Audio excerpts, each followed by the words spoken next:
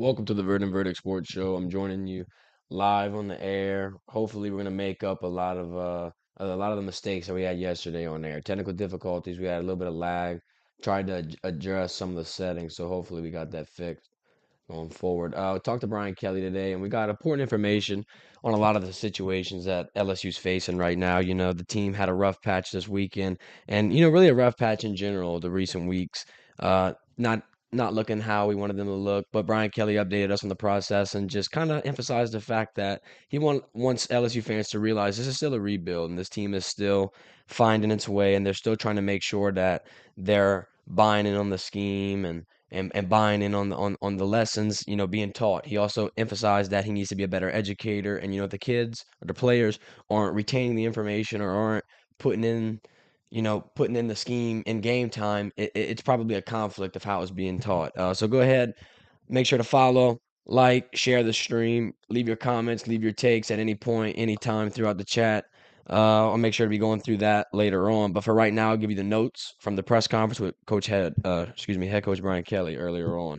Emphasis on starting faster, of course. LSU can't keep, you know, m- like acting like they're going through mud here early on. It looks like they're taking a while to get going. It looks like they can't, you know, snap out of the breaks like most of these top 10 teams can. And when you want to be in the college football playoffs and when you want to talk about a national championship, you're going to have to get to that level where you can hang 10 to 20 points on someone within the first 15 minutes or score at least on the first two or three of your drives, at least something, 3 points, give me something to where we're not sitting here under double digits for almost 20 minutes. Another thing, they have to play more clean, they have to be more calculated. I spoke yesterday about how I think that LSU is putting themselves in the right spots at times, and they're getting in the right position, but sometimes they just can't capitalize on it. So that's going to have to definitely be fixed. Going forward, Florida has a pretty good offensive line. They got a pretty good run game. The defense is going to be tested a lot, and that's our strong suit. That's who normally keeps us in the game.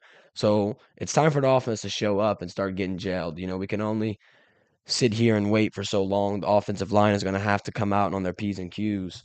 We got Brian Turner in the chat saying offensive staff failed. Evaluations need to be made. I think that, right now it's just a rough situation because they got six offensive line combinations throughout the year. And when you see, the heart and soul of an offense, that foundation, that protection, the offensive line, not go through and get as much chemistry as we would hope they once, or, as we once hoped they were, it's rough to get that cohesiveness. It's rough to get the team going. If you don't have protection, you can't pass. Jaden Daniels doesn't feel secure in that pocket. He's not able to get the looks. That's where the hesitance grows. That's how he bounces out and rushes for 16 attempts. Um, and he said he emphasized QB not an issue. Seems like we're not to see a QB change. No, I don't think we're going to see a QB change. And I don't think a QB change is necessary, in my opinion, because look, Jaden Daniels throws for 300 yards on Saturday. Jaden Daniels has 71% accuracy. Jaden Daniels only thrown one interception all year, and he can keep the drive alive with his feet. I'm not hating on Jaden Daniels. I feel like Jaden Daniels needs a lot more slack cut for him just for the fact that, like we said earlier, six different offensive line combinations so far this year. Let's get him a solid offensive line that he could trust and get used to, and maybe that this thing grows into a better working offense than what we've seen. Keyshawn Boutte gets active earlier on in the game, not earlier on in the season. I wish he would have, but he gets his first touchdown here. I spoke with Brian Kelly about that a little bit and his reaction to it. And what he thought, he said the morale's good, the team's excited. You always want to see your best players get active, but you just don't want it to take this long. But back on Florida, they're going to have to find balance on offense when we're playing big teams like this, especially on the road, especially when we're going to have to answer to a pretty big roadblock, I'd say, in communication. Communication has been one of the biggest barriers. The offensive line is going separate ways in the Auburn game. Maybe it's the road noise, maybe it's the confusion, maybe it's the injuries and the substitutions and people in different roles. Um, but they're going to have to address it. They're going to have to accept the fact that this is the situation, and they're going to have to move forward and start playing that SEC football that we've been used to them playing. Last year, Florida, they really took it to us. We were in a shootout. The running game had to pull us out of it. I think that we can kind of look to some of the same of last year. Of course, Billy Napier comes in, different scheme, but more the same as they're going to answer right back after everything we put up. They're going to push the pace, and they're going to be right there. Anthony Richardson's a very talented quarterback, and he reminds me a lot of kind of a Henna hooker, honestly. I think that he's able to get out of the pocket and he's able to launch one down the field. I saw him at the Man Passing Academy, and he's a real interesting fella. Like, I think that his mobility paired with his arm strength in the right situation can produce an explosive offense for Florida. I think he's kind of in the same boat as Jaden Daniels, as he needs to get more chemistry with his team. But both of these teams are in year one of a new scheme, so it's going to take a good bit of time, a good bit of time. But Brian Kelly said, emphasize the fact that they're in the middle of their process. He kind of is expecting them to be right around here. Look, they're in the midpoint of the season. They're 2-1 in SEC play. They've already entered the AP top 25. I've seen substantial growth and leaps and bounds, and I think that LSU is trending in the right direction. I wouldn't hit the panic button just yet. I wouldn't hit the panic button on Brian Kelly. Sure, we've seen some rough games, but we got a lot of football left to play and a lot of things left to learn under the coach. Special teams are an abomination, Brian says. Brian Turner. Understand depth is a problem, contributes to that, but Polian is not coach. Well, look, I think that the special teams guys that we got out there on the field are pretty successful. You got Jeray Jenkins on special teams. You got Jack Besh on special teams. You got a lot of talented guys that they're putting out there. Uh, it's just I don't know if it's communication errors or if it's just a mind slump because of what happened in week one. I don't know what's going on, but the execution is definitely lacking in the special teams department. And I mean, we can't sit here and say we want to fumble in the opening kickoff, but by the same token, we want to take what happened Saturday and just kind of move on from it. And I think that the special teams unit with Brian Polian, they're definitely trying to make sure that they're putting the guys in the right schemes, but there's been a lot of moving pieces. We started the year with Malik Neighbors. Now all of a sudden Malik says our leader in receptions and yards. We're not putting him out there on special teams. Now we got to find a new guy. There's been a lot of moving pieces, and it's just it's kind of like the offense. It's going to have to come together as time passes and as chemistry develops and as we get a better understanding of the team that we have. Um, Tennessee's success mostly due to their coaching staff, talent perspective. Not yeah. I mean, I think Hendon Hooker is a really talented quarterback. Personally, I think that he can make the tough throws and he kept his poise and he was very composed in the pocket.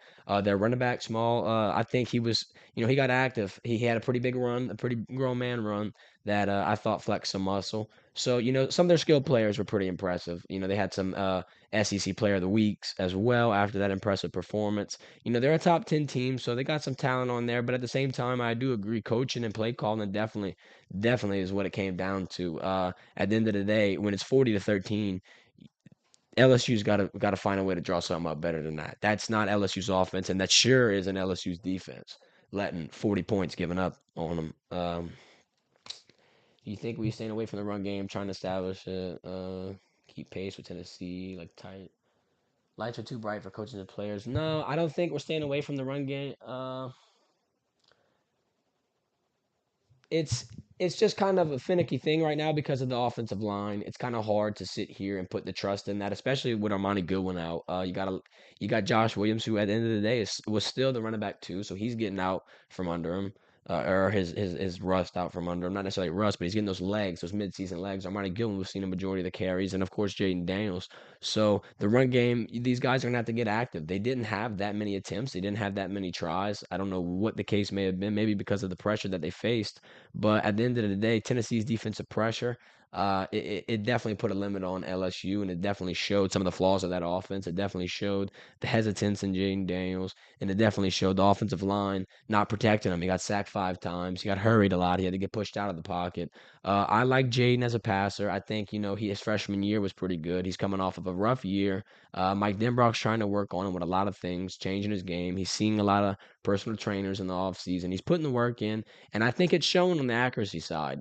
A little bit more confidence and a little bit more development in the chemistry, and LSU's offense will be pretty solid. We got Kayshawn Boutte getting active last week. Hopefully, he can transition that. Kyron Lacey getting 4 catches. BT getting 5 catches. Jeray's getting active. Malik Neighbors is still performing well. I mean, the wide receivers aren't, dramatically failing us right now. I think we're getting into a little bit of a better time. I think that it's trending in a better direction, at least from what it was. Expert line of scrimmage play. Plus, all linemen produce best promise mainly. Yeah, it is a young old line. You got Emory Jones, you got Will Campbell, you got a lot of guys. You even have guys playing out of position. You had Dellinger playing at center. You had to move him back. Now Charles Turner's at center. You got Anthony Bradford. Brian Kelly said he likes the way that Anthony Bradford plays on the inside, and he wants to try to keep him on the inside. But at the same time, when you got Dellinger going to miss a game, you might have to you might have to put him at tackle, but he's going to lose his physicality, and you're not going to have that inside interior push like you would normally have. But at the same time, when you're left with nothing to choose from, it's kind of rough. So I think all in all, you're just going to have to understand, as LSU fan base, that it's going to be tough times, especially during the rebuild, especially right now when the team is fairly new and fairly built off of people who have not been at LSU for more than one season. Speaking of someone who's not been at LSU for more than one season, and speaking of the quarterback conversation, let's talk a little bit about Walker Howard. I think Walker Howard has a bright future ahead of him, and he's for sure going to be, the dead-eye quarterback that LSU needs, and especially right now. But Brian Kelly spoke a little bit about him, and he said, from what he sees from Walker so far, great IQ, mentally strong. He can make the tough decisions. He can make the tough calls. He understands the play scheme, the playbook. He's confident. So much so that Brian Kelly says Walker thinks that he's the best quarterback on the team, and that's pretty powerful for a freshman to have that type of confidence and to believe in himself that much. When Walker's time comes, I think he's going to impress a lot of people, and he's going to be able to show exactly what LSU's looking for in the Mike Denbrock scheme. They're looking to push the ball vertically. They're looking to have some hard nosed running backs, but that's going to have to come through a lot of reps of trusting your line and trusting your guys and just getting your legs under you as an offense. They got to find that identity, I believe. Yeah, they do. They do have a nice, the defense is responding pretty well to the adversity that they've had this year. You lose Mason Smith in the first drive of the game, which was heartbreaking. That sent shockwaves through the foundation of the defense. That's the heart and soul. Brian Kelly even called him the most talented player on that side of the ball. So I mean, he said the talented player on the team. Losing Mason Smith was detrimental. You get Makai Wingo pushing in right there. So the pressure already changes, and now the roles change. Of course, you get Ali Gay with the targeting call at Florida State, so he's out for that. He's out for half of the Southern game. B.J. Ojolari had that patella issue, patella tendon or something, that knee sprain, and he was out. So, you ran through that. We got Major Burns out right now. You saw Mike Jones go to the sideline sometimes. You had a lot of problems. I mean, we've even had guys like Joe Fuchsia who took a little bit to get cleared. Sadly, Seven Banks goes down at the Auburn kickoff. LSU's seen some rough times in terms of injuries on that defensive side. They've handled it well. They've handled the depth. Brian Kelly spoke about how the depth was challenged on the defensive side of the ball. And look at what they did in the SEC, the first two SEC games they played, and they only allowed 3 points in the second half. They respond really well to adversity at Auburn.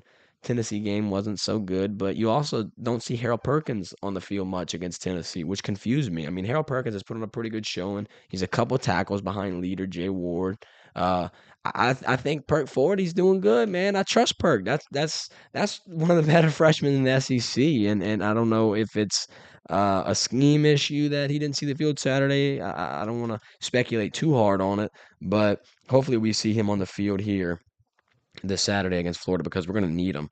Speaking of someone, hopefully we see on the field soon, Will Campbell. Brian Kelly said he's passed all the tests. He's in, good spirits. He's in good health, good condition, and he got released from the hospital today. Very unfortunate injury and event that happened with Will Campbell. I hope the best, and I hope everything's going to work out. He's a great player, great future ahead of him. He's going to be an LSU legend. I mean, he reminds me of T-Bob Bear in some instances. He's got great personality as an O-lineman, and you just love to see guys like that. So well wishes to him. Well wishes to Chris Hilton. Hopefully he's feeling better, and even Garrett Dellinger. Hopefully he can get back out here. We're still hoping on the guys like Armani and Major to make a nice return. But, all in all, Brian Kelly seemed in good spirits today. Brian Kelly seemed to pretty much just focus around the fact that LSU is still growing. There's going to be some growing pains. This is just one of them, and it won't be the last one. So we're just going to have to learn to accept it, learn through failure, and make the best of it. So thanks for tuning in for tonight. We're going to be giving our weekly pregame show as we always do right before the Florida game. We'll air it around 4:30. Make sure to follow and hit the notification bell on our YouTube so you don't never miss another live stream. We'll be going live on Facebook and YouTube again. We'll do a post game as well after the Florida game. Hopefully our tune will change for that game. I'm hoping it'll be a lot better, a lot different, and hopefully it'll look a lot better on the scoreboard. Make sure to follow us on social media. Tomorrow we'll be having 4 LSU player interviews posted on our YouTube. A lot more TikTok updates, a lot more LSU updates, a lot more sideline footage, and just a whole lot more of this exclusive coverage. Thanks for tuning into the live stream. Make sure to follow. This has been the Verdin Verdict. Y'all enjoy the rest of your night.